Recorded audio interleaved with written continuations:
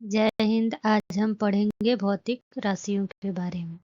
Let's start.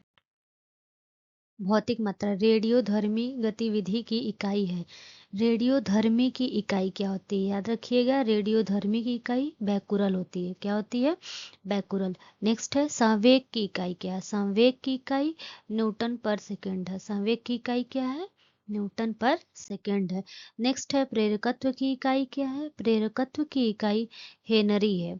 And young मापक की इकाई क्या है? यंग मापक की इकाई पास्कल है। क्या है? पास्कल। याद रखिएगा, प्रेरकत्व की इकाई हेनरी होती है और यंग मापक की इकाई पास्कल होती है। नेक्स्ट है उष्मा क्षमता की इकाई। क्या होती है? उष्मा क्षमता की इकाई जूल प्रति केल्विन होती है।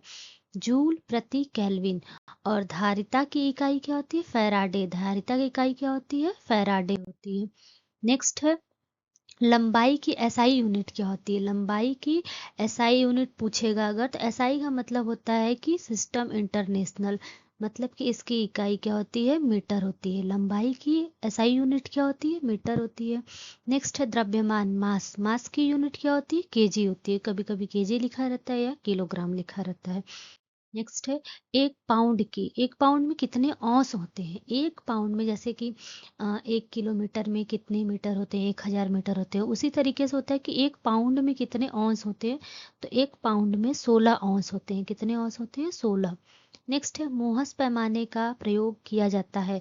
तो मोहस पैमाने का यूज खनिजों की कठोरता को मापने के लिए किया जाता है। किसका यूज किया जाता है? खनिजों की कठोरता को मापने के लिए।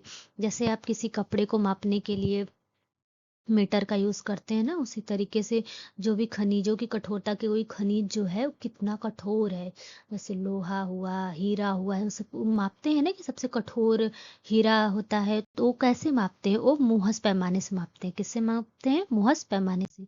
नेक्स्ट है उष्मा की मात्रा एसआई यूनिट है। उष्मा की जो एसआई यूनिट होती है, उष्मा की एसआई यूनिट होती है वो जूल होती है। क्या होती है? जूल होती है। नेक्स्ट है एटम और बार के बीच संबंध। तो एक एटम में कितने बार होते हैं? कभी कभी पूछता है कि एक एटम में कितने बार होते हैं। तो एक एटम में 1.013 बार होते हैं। कितने होते हैं? एक एटम में 1.013 बार होते हैं। जैसे कि 1 किलोमीटर में कितना मीटर होता है? 1000 मीटर होता है। उसी तरीके से एक एटीएम में 1.013 बार होते हैं। नेक्स्ट है एक नैनोमीटर के तुल्य होता है 10⁻⁻⁹। मतलब कि एक नैनोमीटर में कितने मीटर होते हैं? तो एक नैनोमीटर में 10⁻⁻⁹ मीटर होते हैं। और वहीं अगर पूछ ले कि 1 मीटर में कितने नैनोमीटर होते हैं, तब हो जाएगा 10⁻⁹ याद रखिएगा। अगर पूछे कि 1 मीटर में कितने नैनोमीटर होते हैं, तब हो जाएगा 10⁻⁹ मीटर, 9 नैनोमीटर। और अगर पूछेगा कि 1 नैनोमीटर में कितने मीटर होते हैं, तब हो जाएगा 10⁻⁻⁹ मीटर। उसके बाद होता है कि इसके इस्तेमाल मौसम विज्ञानियों द्वारा सौर विकिरण को समतल सतह पर आपतन के गोलार्ध के क्षेत्र को मापने के लिए किया जाता है।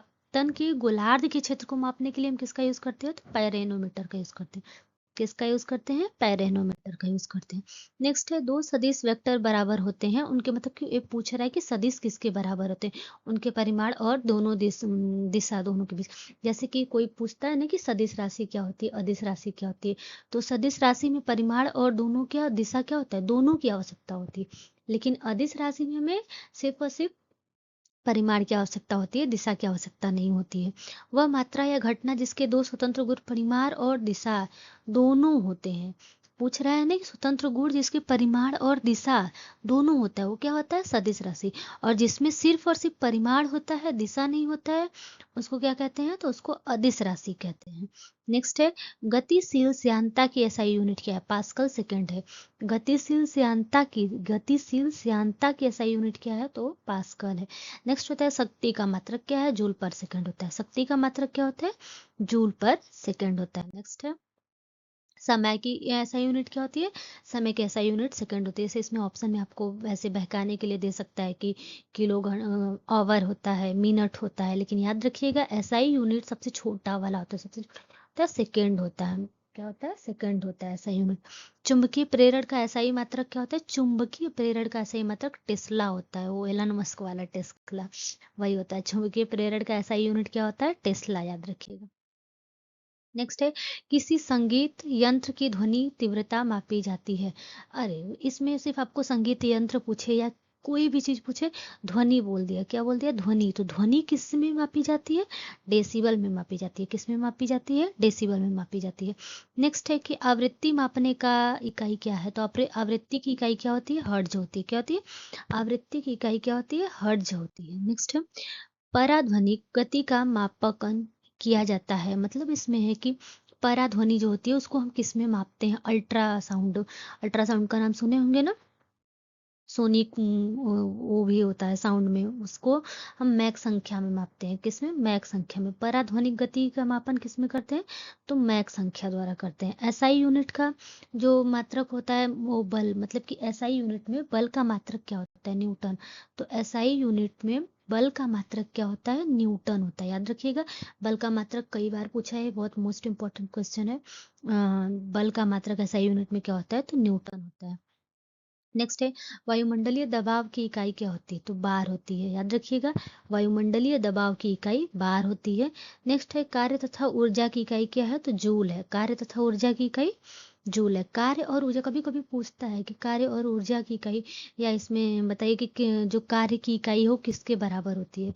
तो कार्य की इकाई इकाई जो होती है वो ऊर्जा के बराबर होती है। किसके बराबर, ऊर्जा के बराबर। जो कार्य की इकाई होती है वही ऊर्जा की इकाई होती है। दोनों का क्या होता है, जूल होता है। वायुमंडलीय दबाव की इकाई है बार है। नेक्स्ट है एक हॉर्स पावर लगभग किसके बराबर होता है। ये बहुत मोस्ट इंपॉर्टेंट क्वेश्चन है। 746 वॉट। एक हॉर्स पावर में कितने वॉट होते हैं, तो 746 वॉट होते हैं। याद रखिएगा, एक हॉर्स पावर में 746 वॉट होते हैं। और उसके बाद है प्रतिरोध की एसआई यूनिट क्या होती है, तो रेजिस्टेंस प्रतिरोध की एसआई यूनिट जो होती है वो ओम होती है। क्या होती है, प्रतिरोध की एसआई यूनिट ओम होती है। विद्युत शक्ति की वाणिज्यिक इकाई क्या होती है, किलोवाट आवर होती है। विद्युत शक्ति की वाणिज्यिक इकाई, विद्युत शक्ति की वाणिज्यिक इकाई क्या होती है, किलोवाट आवर होती है। नेक्स्ट है प्रतिबल की एसआई यूनिट। प्रतिबल की एसआई यूनिट क्या होती है, पास्कल होती है। क्या होती है, पास्कल। प्रतिबल की एसआई यूनिट क्या होती है, पास्कल। नेक्स्ट है आयतन की एसआई यूनिट क्या है। आयतन की एसआई यूनिट जो होती है वो मीटर क्यूब, इसको घन मीटर बोलते हैं, या मीटर के घाते 3 करके भी आ जाता है, तो उसको वही पढ़ते हैं, मीटर क्यूब या घन मीटर। समय की एसआई यूनिट क्या है, सेकंड। आप लोग को पता है कि समय की एसआई यूनिट सेकंड होती है। अब खत्म होता है आज, कुछ होमवर्क है आपका, और आप इसको कमेंट बॉक्स में प्लीज बताइएगा जरूर कि इसका आंसर क्या है। अगर आपने ध्यान से सुना होगा तो आप इसका आंसर जरूर कर पाएंगे। जैसे पहला क्वेश्चन है लंबाई की एसआई यूनिट क्या होती है, आप सोचिए और इसका आंसर कमेंट बॉक्स में लिखिए, जिससे आपको क्या होगा, लिखने से वो चीज़ें याद हो जाएंगी। अगर कहीं भी आएगा तो आपको याद आएगा कि हम उसको लिखे थे, मेरा गलत हो गया था या मेरा सही था। तो उससे क्या होगा कि आपको याद रहेगा। द्रव्यमान की एसआई यूनिट क्या होती है, तो इस दोनों क्वेश्चन का आंसर आप क्या करें, कमेंट बॉक्स में दीजिए। थैंक यू सो मच देखने के लिए। जय हिंद, जय भारत।